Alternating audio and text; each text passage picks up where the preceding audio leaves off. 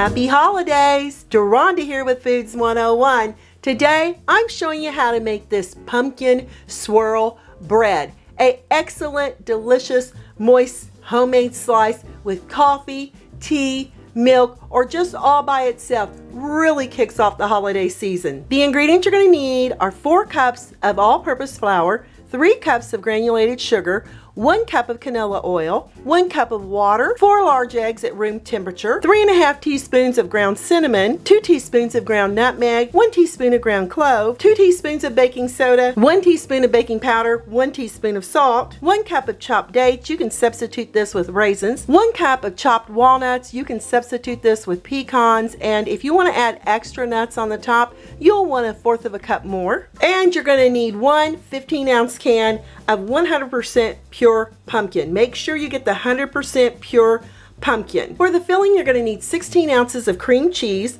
1 tablespoon of whole milk, 1/4 cup of granulated sugar, and 1 egg. I'm using 3 8 by 3 to 4 inch bread loaf pans that I've greased and floured very well. Let me show you how simple this is to get together. Add all your dry ingredients into a large mixing bowl with your salt, baking powder, baking soda, clove, nutmeg, and cinnamon. And woo! This smells so yummy.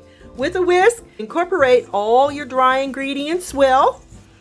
And then once you get them all blended well, you can go ahead and you can set this off to the side. We're adding our egg, milk, and sugar to make our cream cheese filling. We're just going to whisk these 3 ingredients around until they're really well incorporated. I've been adding my cream cheese here into our egg sugar mixture. I just slice it down the center. That is our 8-ounce package, and I cube it so it'll be a lot easier to mix. With the mixer, we're going to get in here and we're going to beat our cream cheese in with our egg, milk, and sugar until it's looking like this. This took 1.5 minutes of beating. You can set this off to the side. I'm adding all 4 eggs into a large mixing bowl, and I'm using a whisk to beat up the eggs.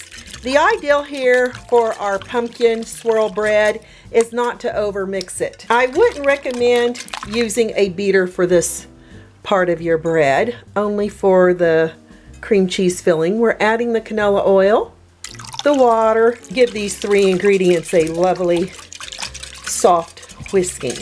Next, we're going to add the sugar.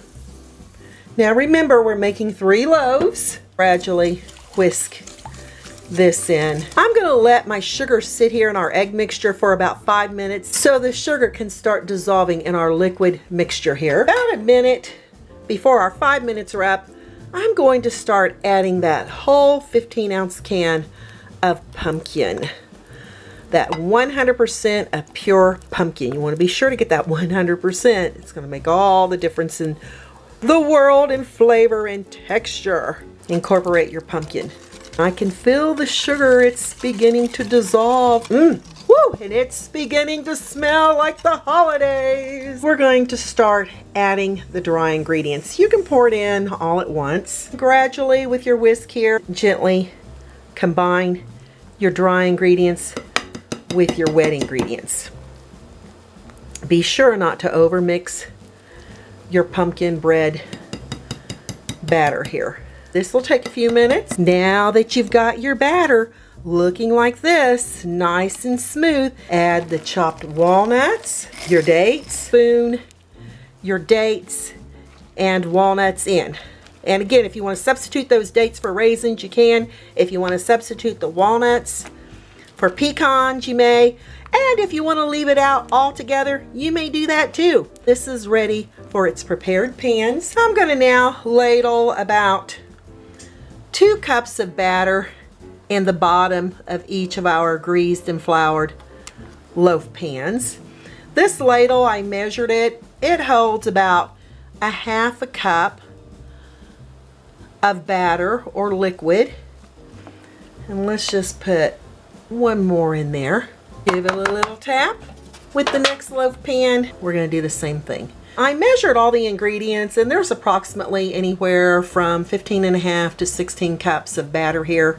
I'm just going to add 2 cups to the bottom of each pan before I show you how to add the filling. Back with our cream cheese filling. I'm taking a spatula and I'm going to add it right here in the center. You're going to add 1/3 of your cream cheese filling in each pan. Once you have your center filling, you're going to come back with that pumpkin bread batter and we're going to cover it just like a little blanket on top of your cream cheese filling. And these are going to be absolutely fantastic. I can already tell. You can even use a spoon. I'll get the handle of my ladle there out of the way and smooth it out. This is going to make for a lovely pumpkin loaf with the surprise in the center. Tap each loaf pan.